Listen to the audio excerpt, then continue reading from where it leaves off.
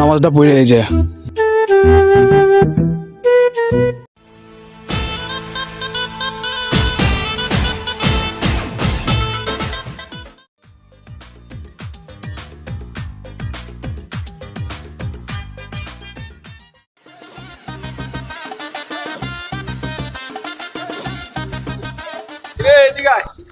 এদিকে